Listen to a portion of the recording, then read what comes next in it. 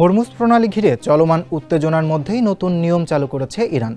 গুরুত্বপূর্ণ এই সমুদ্রপথ ঘিরে জাহাজ চলাচলের জন্য এখন থেকে নতুন তদারকি ব্যবস্থা ও অনুমতি প্রক্রিয়া অনুসরণ করতে হবে। নতুন নীতি অনুযায়ী হরমুজ প্রণালী অতিক্রমের আগে পারস্য উপসাগর জলপথ ব্যবস্থাপনা কর্তৃপক্ষের সঙ্গে সমন্বয় করে অনুমতি নিতে হবে। বুধবার ইরানের হরমুজ প্রণালীর ব্যবস্থাপনা কর্তৃপক্ষ নতুন এক নজরদারি অঞ্চলের সীমাও প্রকাশ করেছে।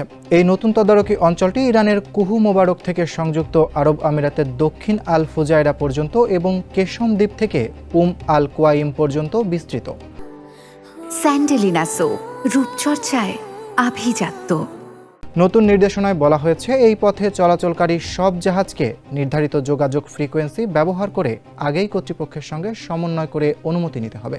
নতুন নিয়মের কারণে জাহাজ চলাচলে 1 সপ্তাহ পর্যন্ত দেরি হতে পারে এবং কিছু ক্ষেত্রে অতিরিক্ত খরচও বাড়তে পারে বলে প্রতিবেদনে বলা হয়েছে। ইরানের পররাষ্ট্র মন্ত্রণালয়ের মুখপাত্র ইসমাইল বাঘাই বলেন, ওমানের সহযোগিতায় বিভিন্ন দেশের সঙ্গে সমন্বয় করে হরমুজ প্রণালীতে নিরাপদ জাহাজ চলাচল নিশ্চিত করার চেষ্টা চলছে। তবে তিনি সতর্ক করে জানান, জাতীয় নিরাপত্তার জন্য হুমকি তৈরি করে এমন কোনো পদক্ষেপ তেহরান মেনে নেবে না।